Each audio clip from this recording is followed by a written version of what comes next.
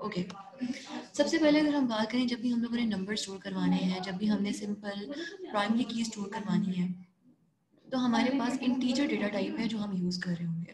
ठीक है, जब सिंपल नंबर्स हैं, इंटीजर वैल्यूज़ हैं, तो उसके लिए आप इंट यूज़ करोगे डेटा टाइप। ठीक है, अगर हम स्ट्रिंग की बात करें जिसके अंदर हमने करीब कैरेक्टर, वेरिएबल कैरेक्टर, ये चीज़ यूज़ करनी है, तो हमारे पास इसमें ऑप्शन है चार, n4, var4 एंड nvar4। ये चारों डेटा टाइप्स आपको सपोर्ट प्रोवाइड करती है कि आप लोग यहाँ पे करेक्टर वेरिएबल्स हैं वो स्टोर करवा सकें। कोई मुझे डिफरेंस बताएगा कि चार, n4, var4 और nvar4, इन चारों डेटा टाइप्स में डिफरेंस क्या है? मैम एक तो सबसे बड़ा डिफरेंस इनकी आपस में बाइट्स का है जो ये डेटा सेव करती है। ठीक है, और मैम varchar में वेरिएबल कैरेक्टर्स आते हैं और nvarchar में 7 नंबर्स भी ऐड हो सकते हैं। Are you sure? ये सर ने हमें बताया। अच्छा, अब आपने क्या करना है, ये कुछ इसमें थोड़ा सा डिफरेंस है, मैं आपको पूरा क्लियर नहीं बताऊंगी, मैं आपको हिंट दे रही हूँ। इनमें से हमारे पास कुछ डेटा टाइप्स ऐसी हैं जो मल्टीपल लैंग्वेजेस को सपोर्ट करती है। इसका मतलब ये है कि देखो, समटाइम्स हम क्या कर रहे होते हैं, एक सिस्टम बना रहे होते हैं जिसमें हम लैंग्वेज की ऑप्शन देते हैं कि आप उर्दू में भी देख सकते हो, आप इसको अराबिक में भी देख सकते हो, इस वेबसाइट का डेटा आप फ्रेंच में भी पढ़ रहे हो। तो वो हमारे पास डेटा टाइप्स होती हैं कि हमने वेरिएबल करेक्टर वहाँ पे किया हुआ है, या nvar4 किया हुआ है, या n4 किया हुआ है। तो आपने अब इसमें से ढूंढना है कि अगर हम मल्टीपल लैंग्वेजेस को सपोर्ट करना चाहते हैं तो उसके लिए स्ट्रिंग के अंदर कौन सी डेटा टाइप अवेलेबल है। ठीक है, क्योंकि जब भी हमने कोई स्ट्रिंग स्टोर कराना है ना, तो स्ट्रिंग स्टोर करवाते हुए ही हमने most of the time language support देनी होती है। ठीक है, अदरवाइज जो न्यूमेरिक वैल्यूज हैं वो तो हर जगह न्यूमेरिक ही है, 1 2 3 है। अगर हम बात करें डेट की, तो डेट तो हर जगह पे एक ही तरह की है। अगर हम बात करें मनी की, तो मनी के अंदर हमें नंबर स्टोर हो रहा है, यहाँ उसके अंदर हमारे पास डॉलर सिंबल आ रहा होता है या पॉइंट आ रहा होता है, तो मनी की करेंसी जो है वो कन्वर्ट हो रही होती है। बट जो मेनली काम होता है वो स्ट्रिंग का होता है। तो अब आपने चूज करना है, इनमें से पढ़ के आना है, सर्च करना है कि मल्टीपल लैंग्वेजेस को अगर हम सपोर्ट करना चाहते हैं तो उसमें कौन सी डेटा टाइप यूज होगी। दूसरा इसमें आता है हमारे पास एक और डिफरेंस, अब आप पढ़ेंगे तो आपको पता चलेगा कि मैं किसके कैरेक्टरिस्टिक्स बता रही हूँ। जब आप लोग स्टैटिक अरे बनाते थे ना, तो स्टैटिक अरे में जितना आपने साइज प्रोवाइड कर दिया उतना साइज आपका यूटिलाइज हो जाता था। डायनामिक अरे में क्या होता था कि डायनामिक अरे के अंदर अगर आपके जो नाम है उसका साइज 3 है, तो वो डायनामिक अरे जो है वो 3 साइज यूटिलाइज करती है, बाकी आपके पास मेमोरी अवेलेबल होती थी। इसी तरह से इन चारों डेटा टाइप्स में से एक टाइप हमारे पास ऐसी है जो क्या करेगी, अगर मैंने उसको लेंथ प्रोवाइड किया 150 की, तो वो क्या करेगी, अगर नाम मेरे पास अली है तो सिर्फ 3 करेक्टर की स्पेस उसने यूटिलाइज करनी है, बाकी मेमोरी उसने रिजर्व नहीं करनी है। ठीक है, तो अब आपने पढ़ के आना है स्ट्रिंग डेटा टाइप्स आपके पास ये वाली हैं, इनमें से हम किसकी बात कर रहे हैं। ओके, अब यहाँ पे मैं आती हूँ दोबारा कॉलम अपने डी नेम nvar4 150, मैंने इसको लेंथ प्रोवाइड किया। अगर मैं इसको लेंथ में कुछ भी प्रोवाइड नहीं करती तो बाय डिफॉल्ट वो क्या लेंथ स्टोर करवाएगा अपने पास, अंदाजा लगाओ, तुक्का लगाओ कि अगर मैंने var4 nvar4 करेक्टर या n करेक्टर को लेंथ प्रोवाइड नहीं की तो बाय डिफॉल्ट वो कितने करेक्टर्स को स्टोर करा सकता है। 1 करेक्टर। 1 करेक्टर एग्जैक्टली, नहीं, जितने मर्जी नहीं, अगर मैंने लेंथ प्रोवाइड नहीं की तो जस्ट 1 करेक्टर को वो अपने पास स्टोर करवा सकता है। ओके, कुछ बच्चों को समझ में नहीं आ रही है, मैं दोबारा आपको एलेबोरेट कर देती हूँ। देखो, हम बनाने जा रहे हैं डेटाबेस डिज़ाइन को देखते हुए अब रिलेशनल मॉडल, यानी हम अपनी डेटाबेस को इम्प्लीमेंट कर रहे हैं। पहले हमने डिज़ाइनिंग का फेज पढ़ा है, अब उस डिज़ाइन को देखते हुए हमने अपनी डेटाबेस को इम्प्लीमेंट करना है। मैं आपको ERD बनाते हुए हमेशा ये बता रही थी कि जितनी हम एंटिटीज़ बनाते हैं उनसे हमारे पास क्या बनता है, एक हर एंटिटी के अगेंस्ट एक टेबल बनता है। अब टेबल बनाते हुए एट्रीब्यूट्स में हमारे पास एक एट्रीब्यूट ऐसा आया है जिसमें हमने स्ट्रिंग वैल्यू स्टोर करानी है। स्ट्रिंग वैल्यू के अंदर हमारे पास डेटा टाइप्स में ऑप्शन है, ऑप्शन में नंबर 1 हमारे पास है 4 क्या है, जिसमें हम करेक्टर स्टोर करा रहे हैं। 4 के बाद मैंने ये पेयर ऑफ ब्रैकेट लगाया है, इस पेयर ऑफ ब्रैकेट के अंदर हम लेंथ बता रहे होते हैं कि जो भी हम लोग स्टोर करवाना चाह रहे हैं उसकी मैक्सिमम लेंथ कितनी होगी। ठीक है। तो इस पेयर ऑफ ब्रैकेट के अंदर हमने लेंथ मेंशन करनी होती है कि मैक्सिमम 50 कैरेक्टर्स आ सकते हैं, मैक्सिमम 100 कैरेक्टर्स आ सकते हैं, मैक्सिमम इसके अंदर 250 कैरेक्टर्स आ सकते हैं। ठीक है, तो हम यहाँ पे लेंथ बता रहे होते हैं। अगर मैं यहाँ पे कोई भी लेंथ प्रोवाइड नहीं करती तो बाय डिफ़ॉल्ट वो सिर्फ और सिर्फ एक जो पहला कैरेक्टर है उसको अपने पास स्टोर करवाएगा। बाकी के जो हमने नाम के अंदर लेटर्स लिखे होंगे, लेट्स सपोज अगर मुझे महानूर स्टोर करवाना था, ठीक है, और मैंने varchar को varchar को कोई भी लेंथ प्रोवाइड नहीं करवाई, तो बाय डिफॉल्ट वो सिर्फ और सिर्फ m को स्टोर करवाएगा, बाकी को वो कंसीडर ही नहीं करेगा।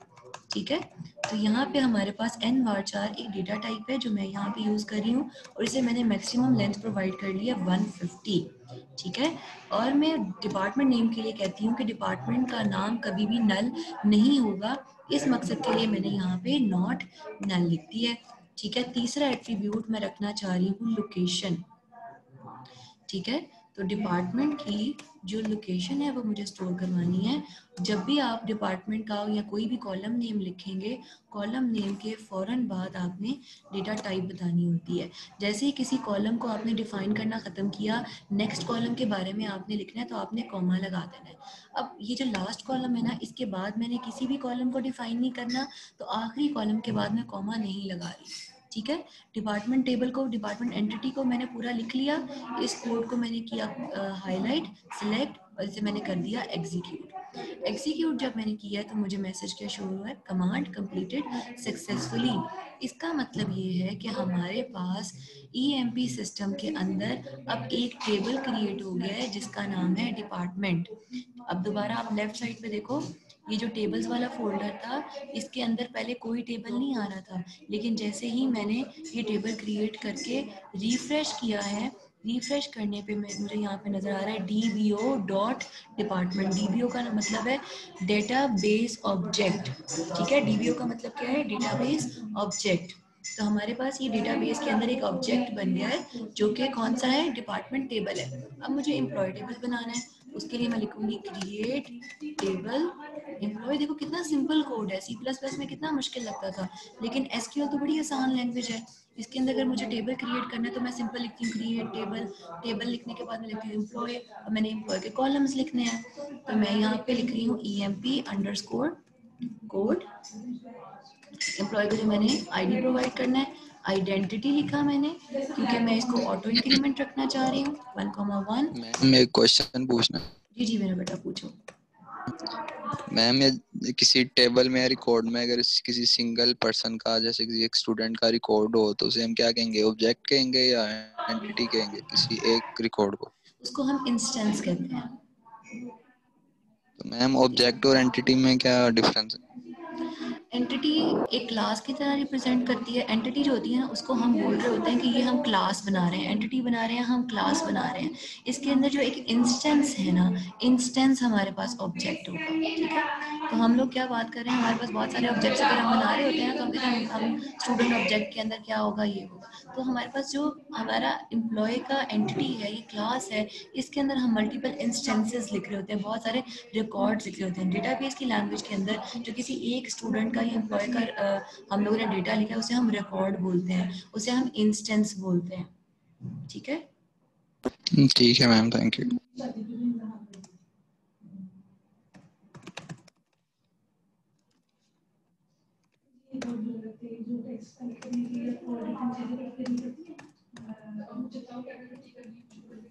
मैम SQL से केस सेंसिटिव लैंग्वेज है?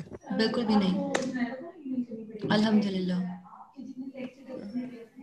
मुझे C++ के अंदर और जावा का ये बड़ा होता था कि दीज इवन जब केस सेंसिटिविटी आ जाती है तो बहुत इशू होता था। लाइक मुझे समटाइम्स कोड करते हुए याद नहीं रहता था कि मैंने यहाँ पे सॉरी कैपिटल में लिखा था या स्मॉल में लिखा था, तो वो थोड़ा सा ना, फिर आपकी जब एक बनती थी ना कन्वेंशन बन जाती है किसी वेरिएबल को डिक्लेयर करने की। जब भी आपने वेरिएबल्स डिक्लेयर करने हैं तो आप इस तरह से करते हो, जब तक कन्वेंशन नहीं बनी होती तब तक it's hard. But in SQL server case sensitive नहीं है।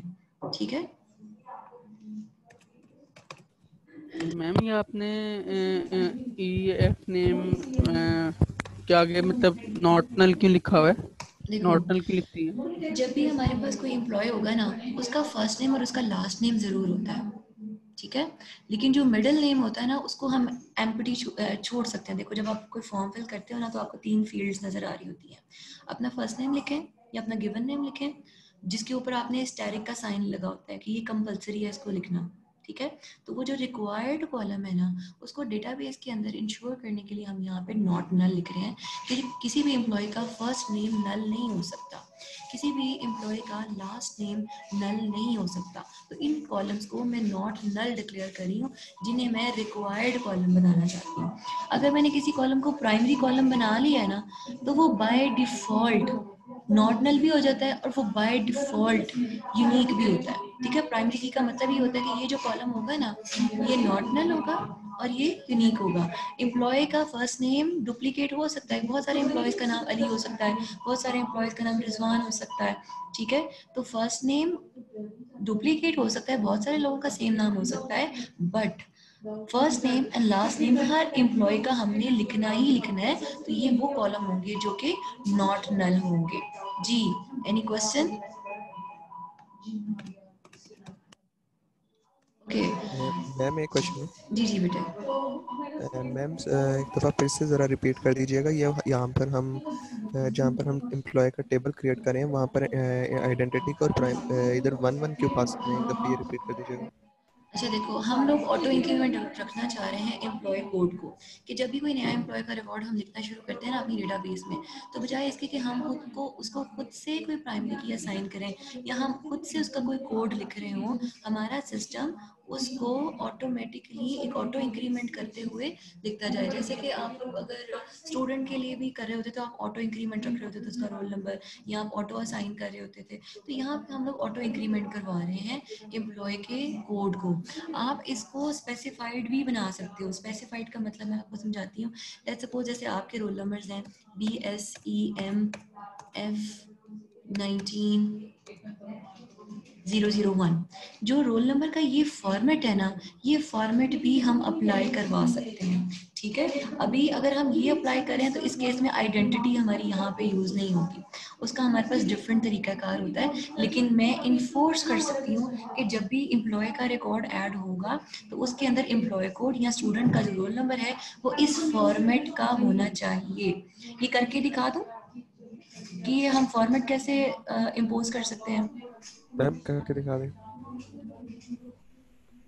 अच्छा, एक बच्चे का सवाल है एनवाचार का मतलब हम इसमें स्ट्रिंग और इंटीजर, देखो एनवाचार का मतलब है कि हम वेरिएबल कैरेक्टर्स, स्पेशल कैरेक्टर्स सब कुछ यहाँ पे लिख रहे होंगे, ठीक है। तो एनवाचार में हम वहाँ पे फैसिलिटी दे रहे हैं कि अगर आप वेरिएबल कैरेक्टर लिख रहे हैं, कोई स्पेशल कैरेक्टर यूज कर रहे हैं, हम न्यूमेरिक वैल्यूज यूज करना चाह रहे हैं, तो एनवाचार के अंदर ये चीज आ जाती है। बाकी इस इन स्ट्रिंग की 4 डेटा टाइप्स को डिटेल में आपने खुद पढ़ना है, ठीक है। अब मैं ये जो फॉर्मेट है ना कि एम्प्लॉय कोड को, एम्प्लॉय का जो आईडी है ये होगा तो प्राइमरी की, लेकिन मैंने एम्प्लॉय की प्राइमरी की को ऑटो इंक्रीमेंट नहीं रखना, बल्कि मैं चाह रही हूँ कि एक स्पेसिफिक फॉर्मेट हो हमारे पास एम्प्लॉय के आईडी का। अब मैं कहूँगी कि मुझे इस एम्प्लॉय कोड के ऊपर एक चेक लगाना है, एक रूल लगाना है, एक मैंने इम्पोज करना है इसके ऊपर मेथड इम्पोज करना है, चेक लगाना है। तो मैं यहाँ पे लिखूंगी चेक, मैं एसक्यूएल को कह रही हूँ चेक एम्प्लॉय कोड लाइक, मैं एसक्यूएल को कह रही हूँ एसक्यूएल चेक करो एम्प्लॉय कोड को and it should be like this, जो कि मैं इस इन कोड्स के अंदर लिख रही हूँ, ठीक है। मैंने एसक्यूएल सर्वर को क्या कहा है, एसक्यूएल सर्वर चेक करो employee code, it must be like whatever I am going to write in these codes. तो मैं यहाँ पे लिखूंगी, यहाँ मैं कुछ सिंबल्स यूज कर रही हूँ, ठीक है। यहाँ पे सिंबल मैंने यूज किया है सबसे पहले एक अंडरस्कोर। एक अंडरस्कोर का मतलब है एक कैरेक्टर, एक वेरिएबल या एक स्पेशल कैरेक्टर। एक अंडरस्कोर किसको रिप्रेजेंट करता है, किसी एक कैरेक्टर को, एक वेरिएबल को, एक स्पेशल कैरेक्टर को। अगर मैंने 4 अंडरस्कोर्स लगाए हैं तो इसका मतलब है कि जब भी मैं एम्प्लॉय का कोड लिखूंगी या मैं स्टूडेंट का रोल नंबर लिखूंगी तो उसमें 4 कैरेक्टर्स पहले लाजमी आएंगे। फॉर एग्जांपल BSEM टोटल 4, ठीक है, 4 कैरेक्टर्स आएंगे।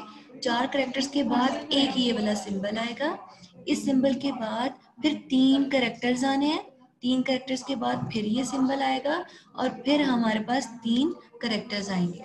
अभी मैंने ये डिफाइन नहीं किया कि इसमें अल्फाबेट्स होंगे या इसमें नंबर्स होंगे, लेकिन मैंने ये डिफाइन कर दिया कि 4 कैरेक्टर्स के बाद एक ये वाला सिंबल आना है, 3 कैरेक्टर्स के बाद एक ये वाला सिंबल आना है।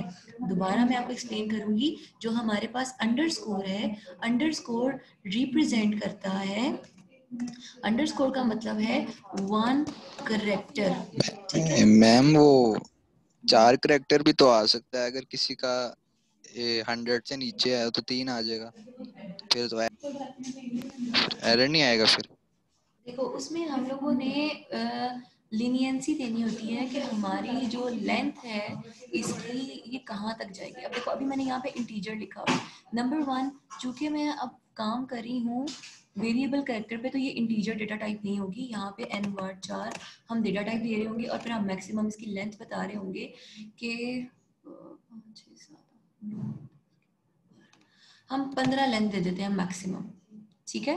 तो अब जब मैंने स्पेसिफाई कर दिया ना कि यहाँ पे 3 अंडरस्कोर लगाए हैं, 3 अंडरस्कोर लगाने का मतलब ये है कि 3 से ज्यादा आ ही नहीं सकते, ठीक है। 3 से ज्यादा आ ही नहीं सकते। एक अंडरस्कोर का मतलब है 1 कैरेक्टर और 1 नंबर और 1 स्पेशल कैरेक्टर मस्ट है। एक underscore must 1 character, 2 underscore 2 must characters, ठीक है। अगर आप चाह रहे हो कि हो सकता है 3 से ज्यादा भी हो जाए, मेरी बात कंप्लीट होने देनी है। अगर आप कह रहे हैं कि नहीं 3 से ज्यादा भी तो हो सकते हैं ना, तो अगर 3 से ज्यादा भी हो सकते हैं वाली ऑप्शन देनी है तो यहाँ पे मैं ये परसेंटेज वाला सिंबल लगा दूंगी। परसेंटेज सिंबल का मतलब है 0 और मोर कैरेक्टर। अगर अब मैं इस रोल नंबर को यहाँ पे दोबारा मेंशन करूँ तो इसका मतलब ये है कि हो सकता है कि किसी का रोल नंबर हम लोगों ने लिखवाना हो 0010। अब इसकी लेंथ ज्यादा हो सकती है। यहाँ पे इस परसेंटेज ने पता है क्या कह दिया है, 3 अंडरस्कोर कह रहे हैं कि 3 कैरेक्टर्स तो मस्ट आएंगे, 3 नंबर्स तो मस्ट आएंगे। परसेंटेज कह रहा है 3 से ज्यादा भी हो सकते हैं, ठीक है। तो परसेंटेज का मतलब है 0 और मोर कैरेक्टर्स। अंडरस्कोर का मतलब है जितने अंडरस्कोर उतने कैरेक्टर्स मस्ट। अंडरस्टैंड कर रहे हो इस बात को? सबके समझ में आ गई है सबको ये बात?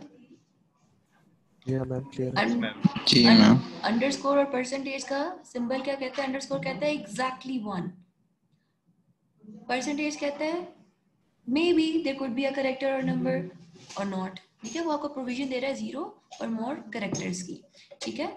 अब जरा मैं अगर यहाँ पे इम्पोज करूँ, यहाँ पे मैं इम्पोज कर रही हूँ, जी जी बेटे। मैम यहाँ पर नॉट नल नहीं आएगा कि ये वाली स्लॉट एम्प्टी नहीं रह सकता? स्लॉट मतलब ये कॉलम, ये कॉलम एम्प्टी नहीं रहेगा? जी। देखो जब मैंने किसी कॉलम को प्राइमरी की कह दिया है ना, तो प्राइमरी की के मैंने आपको 2 फीचर्स बताए थे। प्राइमरी की कॉलम हमेशा नॉट नल होता है और प्राइमरी की कॉलम हमेशा यूनिक होता है। If I am saying this column is primary की, दैट मीन्स जो प्राइमरी की के फीचर्स हैं एसक्यूएल सर्वर ने ऑटोमेटिकली वो इस कॉलम के ऊपर इम्प्लीमेंट कर दिए हैं। अब जब भी मैं किसी एम्प्लॉय का कोड लिखूंगी या मैं किसी स्टूडेंट का रोल नंबर लिखूंगी तो वो कभी भी डुप्लीकेट नहीं हो सकता, वो हमेशा यूनिक होगा, ठीक है। तो यहाँ पे मुझे आपको खुद से बताने की जरूरत नहीं है कि this column is not null and this column is unique. अच्छा, एक क्वेश्चन बच्चे की तरफ से आया है, एक अंडरस्कोर एक वेरिएबल, नो अगर एक सही एक से ज्यादा अंडरस्कोर हो तो एक से ज्यादा वेरिएबल। जी, जितने अंडरस्कोर हम लगाएंगे, अंडरस्कोर इम्पोज करते जाएंगे उतने कैरेक्टर्स को या वेरिएबल्स को, ठीक है। 3 अंडरस्कोर लगाने का मतलब है कि 3 वेरिएबल्स या 3 कैरेक्टर्स या 3 स्पेशल कैरेक्टर्स लाजमी आएंगे, मस्ट, ठीक है।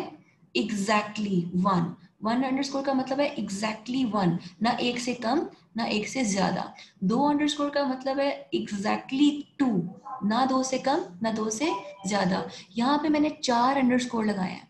4 अंडरस्कोर का मतलब है एग्जैक्टली 4, ठीक है, ना 4 से कम ना 4 से ज्यादा। तो मैंने रिस्ट्रिक्ट कर दिया है रोल नंबर को कि जब भी हम रोल नंबर लिखेंगे तो उसमें 4 हमारे पास वेरिएबल कैरेक्टर होने चाहिए। अब मैं वेरिएबल कैरेक्टर की बजाय इनको रिस्ट्रिक्ट करने जा रही हूँ अल्फाबेट्स के ऊपर। तो एक अंडरस्कोर, जो पहला अंडरस्कोर है ना, उसकी जगह मैंने ये स्क्वायर ब्रैकेट लिखा और मैंने लिखा A2Z और मैंने लिख दिया A2Z। अब गौर से सुनो, जो एक अंडरस्कोर था वो इम्पोज कर रहा था एग्जैक्टली एक वेरिएबल कैरेक्टर को। अब मैं चाह रही हूँ कि जब रोल नंबर स्टार्ट होगा ना तो उसमें सिर्फ अल्फाबेट्स आए, ना स्पेशल कैरेक्टर्स आए, ना हमारे पास न्यूमेरिक वैल्यूज आए, नंबर्स ना आए। तो मुझे रिस्ट्रिक्ट करना है पहले 4 कैरेक्टर्स को अल्फाबेट्स पे। तो मैं क्या करूंगी, हर अंडरस्कोर को रिमूव करके उसकी जगह ये स्क्वायर ब्रैकेट लगा दूंगी। ठीक है, हर अंडरस्कोर की जगह इस स्क्वायर ब्रैकेट को मैं लगा दूंगी। अब 4 दफा मैंने ये स्क्वायर ब्रैकेट लगा दिया। ठीक है, इस स्क्वायर ब्रैकेट को लगाने से क्या हुआ कि अब हम लोगों ने इम्पोज कर दिया है कि जो पहले 4 हमारे पास लेटर्स होंगे किसी भी रोल नंबर के अंदर या कोड के अंदर, वो सिर्फ और सिर्फ अल्फाबेट्स हो सकते हैं। ठीक है, हमने रिस्ट्रिक्ट कर दिया। पहले हमने कहा कि पहले 4 हमारे पास लेटर्स होंगे, उसके बाद एक डैश आएगा। यहां तक हम लोगों ने रिस्ट्रिक्शन लगा दिया। अब हमने कहना है कि दूसरा जब हमारे पास शुरू होगा तो हम लिखेंगे F, या तो F आ सकता है या फिर हमारे पास S आ सकता है, फॉल या स्प्रिंग। ठीक है, यानी कि जो अब अगला करेक्टर आना है ना इस डैश के बाद, अब वो जो करेक्टर आएगा वो भी कोई हमारे पास अल्फाबेट होना चाहिए। ठीक है, तो इस एक अंडरस्कोर को खत्म करके इस एक अंडरस्कोर की जगह पे अब मैंने ये स्क्वायर ब्रैकेट लगा दी है। तो इसने इम्पोज कर दी कि अब हमारे पास या F आ सकेगा या S आ सकेगा। ठीक है, और इन 2 अंडरस्कोर्स की जगह स्क्वायर ब्रैकेट के अंदर मैं लिखूंगी 0 to 9 and then again 0 to 9। समझ में आ रही है? मैं स्टूडेंट्स का रोल नंबर जनरेट करवाना चाह रही हूँ। रोल नंबर जनरेट करने के लिए मैंने फॉर्मेट इम्पोज करवाना है। फॉर्मेट इम्पोज करवाते हुए मैंने अभी तक क्या फॉर्मेट इम्पोज करवा दिया है कि पहले 4 लाजमी तौर पे कोई करेक्टर होंगे। ठीक है, उसके बाद एक करेक्टर आएगा, फिर कोई 2 नंबर आ सकते हैं, कोई सी भी, मैं रैंडमली आपको सिर्फ लिख के दिखा रही हूँ। उसके बाद एक डैश आएगा। यहाँ तक का मैंने इम्पोज कर दिया है फॉर्मेट। इसके बाद मैंने 3 अंडरस्कोर्स लगाए हुए हैं। ठीक है, 3 अंडरस्कोर्स का मतलब ये है कि 3 नंबर्स मैंने यहाँ पे इसको इन्फोर्स करने हैं। तो उसी तरह से आप स्क्वायर ब्रैकेट लगा के नंबर्स को इम्पोज करवा लो। तो जब आपने कोई स्पेशल फॉर्मेट बनाना है किसी भी रोल नंबर के लिए, किसी भी चीज़ के लिए, तो आप इन चीज़ों को यूज़ करते हुए फॉर्मेट को इम्पोज करवा सकते हो। अंडरस्कोर का मतलब ये है एग्जैक्टली 1 करेक्टर, न्यूमेरिक वैल्यू और स्पेशल करेक्टर। ठीक है, परसेंटेज सिंबल का मतलब है 0 और मोर कैरेक्टर्स। आप लिखना चाहते हो लिख लो, नहीं लिखना चाहते हो उसको छोड़ दो, ऑप्शन है आपके पास। तो अंडरस्कोर एग्जैक्टली 1, परसेंटेज का मतलब है 0 और मोर। क्लियर है यहाँ तक? जी everyone, is it clear? Yes ma'am. Okay, अब सैलरी मुझे एम्प्लॉयज़ की स्टोर करवानी है। एसक्यूएल सर्वर के अंदर सैलरी को स्टोर करवाने के लिए हमारे पास डेटा टाइप है money. Okay, money data type हम यूज़ करेंगे। यहाँ पे ना मैं एक और चीज़ यूज़ कर रही हूँ, डिफ़ॉल्ट। यहाँ पे मैंने एक कॉन्स्ट्रेंट यूज़ किया है और डिफ़ॉल्ट को मैंने कहा है कि अगर हम एम्प्लॉय का रिकॉर्ड ऐड करते हुए उसकी सैलरी ऐड नहीं कर रहे, ये मैं आपको सिखाने के लिए कर रही हूँ, तो हम एक डिफ़ॉल्ट वैल्यू सेट करवा सकते हैं। डिफ़ॉल्ट के अंदर मैंने स्टोर करवा लिया है, लेट्स सपोज 5000 लिख दो। ठीक है, बाय डिफ़ॉल्ट अगर हम किसी एम्प्लॉय की सैलरी लिखना भूल जाते हैं तो बाय डिफ़ॉल्ट उसकी सैलरी के अंदर 5000 लिख दो। ठीक है, इसकी एग्जांपल मैं आपको सिटी के साथ भी देती हूँ। एम्प्लॉय की हम सिटी स्टोर करवा रहे हैं, सिटी को हम nvar डेटा टाइप देंगे। और अगर हम किसी एम्प्लॉय की सिटी मेंशन करना भूल जाते हैं या हमें नहीं पता, तो बाय डिफ़ॉल्ट उसको क्या कंसीडर कर लो, बाय डिफ़ॉल्ट उसको लाहौर वैल्यू असाइन कर दो। ठीक है, जब भी हम varchar nvarchar वैल्यूज लिख रहे होंगे तो हम सिंगल कोट्स के अंदर लिख रहे होंगे। जब भी हम मनी या इंटीजर वेरिएबल्स लिख रहे होंगे तो उसको हम कोट्स के बगैर लिख रहे होंगे। यहाँ तक कोई चीज़ समझ में ना आ रही हो? क्लियर? Yes ma'am. अब हमने एम्प्लॉयज की डेट ऑफ ज्वाइनिंग स्टोर करवानी है। Can some anybody tell me कि हम डेट्स को स्टोर करने के लिए कौन सी डेटा टाइप यूज कर सकते हैं?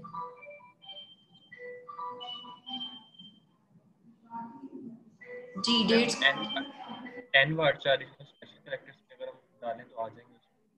देखो, अगर हम एनवार यूज करते हैं ना तो फिर हम डेट्स को प्रोसेस नहीं कर पाएंगे, हम डेट्स के अंदर से कैलकुलेशंस नहीं निकाल पाएंगे, हम इंटीजर यूज नहीं कर सकते डेट के लिए। क्यों? डेट हमने किस तरह स्टोर करवानी होगी? 20, 10, 2020। अगर हम इंटीजर में रखेंगे तो ये तो हमें अलाउ नहीं होगा। जैसे जैसे मैम इधर सैलरी के लिए हमारे पास मनी है डेटा टाइप, ऐसे डेट के लिए भी डेट भी डेटा टाइप हो सकती है। एग्जैक्टली हमारे पास डेट के लिए भी डेटा टाइप्स अवेलेबल हैं।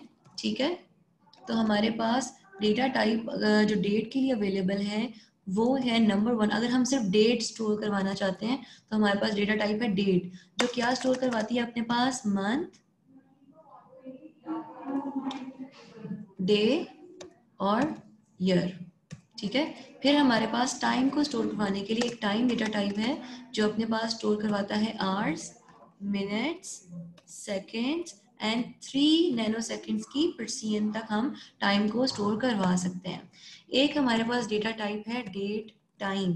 डेट टाइम डेटा टाइप क्या करता है? इन दोनों चीज़ों को अपने पास स्टोर करवा रहा होता है। पहले पूरी की पूरी डेट आ रही होती है और फिर पूरा का पूरा जो टाइम 3 नैनो सेकेंड्स तक का है ये हमारे पास डेट टाइम डेटा टाइप के अंदर आ रहा होता है। ठीक है, दूसरी हमारे पास एक और डेटा टाइप है डेट टाइम 2। ठीक है, दूसरी हमारे पास एक और डेटा टाइप है डेट टाइम 2 जो क्या करती है? 6 नैनो सेकेंड्स तक की पर्सियन को अपने पास स्टोर करवा रही होती है। ठीक है, तो दोबारा गौर से सुनो। सिंपल डेट को स्टोर करवाने के लिए हम डेट डेटा टाइप यूज कर सकते हैं। हम डेट को स्टोर करवाते हुए तो एक ही तरीके से स्टोर करवाएंगे, लेकिन जब हमने डेट को डिस्प्ले करवाना है तो डिस्प्ले करवाते हुए मैं डिस्प्ले करवा सकती हूँ। आज क्या डेट है? 24 सितंबर 20। मैं डिस्प्ले करवा सकती हूँ सितंबर 24 2020। मैं डिस्प्ले करवा सकती हूँ 09 24 2020। एग्जाम्पल का मतलब ये है कि हम जिस तरीके से डिस्प्ले करवाना चाहते हैं उसके लिए हमारे पास बहुत सारे फंक्शंस मौजूद हैं स्केल के अंदर कि आप स्टोर एक ही तरीके से करवाओगे। लिखते हुए आप मंथ, डेट और ईयर लिखोगे, लेकिन डिस्प्ले करवाते हुए इस अप टू यू कि आप जिस तरीके से भी आपकी ऑर्गेनाइजेशन चाहती है, आपका मैनेजर चाहता है, आप उस फॉर्मेट से डेट को डिस्प्ले करवा सकते हो। लेकिन स्टोर करने का तरीका, लिखने का तरीका एक ही होगा। जब आप कैलेंडर से डेट चूज करते हो ना किसी फॉर्म को फिल करते हुए, तो वो कैलेंडर पे आपको और तरीके से डिस्प्ले हो रही होती है, लेकिन जब वो डेटाबेस के अंदर स्टोर हो रही होती है ना, उसको स्टोर होने का तरीका क्या होता है? सबसे पहले मंथ आता है। ठीक है, सबसे पहले हम लोग मंथ लिखते हैं, उसके बाद हम लिख रहे होते हैं डे और उसके बाद हम लिख रहे होते हैं ईयर। ठीक है, तो डेट को हम इस तरीके से स्टोर करवा रहे होते हैं। जी बरीरा बेटा, डेट के लिए बेटा टाइप मैंने यहाँ पे डेटा टाइप्स लिखी हैं। मैंने यहाँ पे लिखा है कि जब हमने डेट को स्टोर करवाना है तो हम डेट डेटा टाइप यूज करेंगे। जो डेट है ना वो डेटा टाइप है। मैंने एम्प्लॉयज की डेट ऑफ ज्वाइनिंग को अगर स्टोर करवाना है तो मैं डेटा टाइप कौन सी यूज करूंगी? डेट। डेट नाम है डेटा टाइप का। ओके, टाइम नाम है डेटा टाइप का।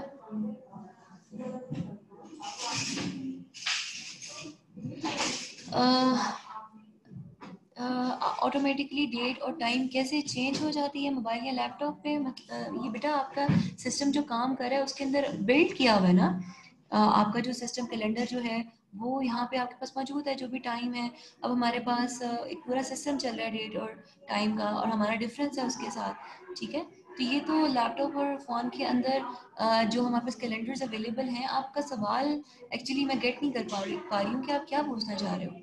ज़रा मुझे अपना सवाल एक्सप्लेन करो। ओके मैं थोड़ा सा ना एम्प्लॉय की जो डेट ऑफ ज्वाइनिंग है ना इसको एक्सप्लेन कर दूँ। यहाँ पे एक बड़े मजे की चीज़ है, जब आप लोग मेट्रो पे या किसी भी सुपरमार्केट में शॉपिंग के लिए जाते हो ना, तो आपको जो रिसिप्ट मिलती है उसके ऊपर डेट प्रिंट हुई होती है। और अगर आपने नोटिस किया हो तो उस डेट का फॉर्मेट पता है क्या होता है? उसमें month, day, year, hours, minutes, seconds और नैनो सेकेंड्स, ये पूरी डेट डिस्प्ले हो रही होती है। वो पता है कैसे हो रही होती है? हमारे पास ना एसक्यूएल के अंदर एक फंक्शन है, वो फंक्शन मैं आपको यहाँ पे लिख के दिखाती हूँ। ये फंक्शन मैंने यहाँ पे लिखा है। इस फंक्शन को सिलेक्ट करके मैं एग्जीक्यूट कर रही हूँ। अब मुझे बताओ यहाँ पे क्या नजर आ रहा है आपको? ये क्या चीज है? Unmute yourself and ask, tell me. Ma'am ये डेट और टाइम है के साथ, डेट और पूरा टाइम। इस सर्वर के ऊपर ये एसक्यूएल इंस्टॉल्ड है, उस सर्वर का टाइम, डेट हमें विजिबल हो रही है।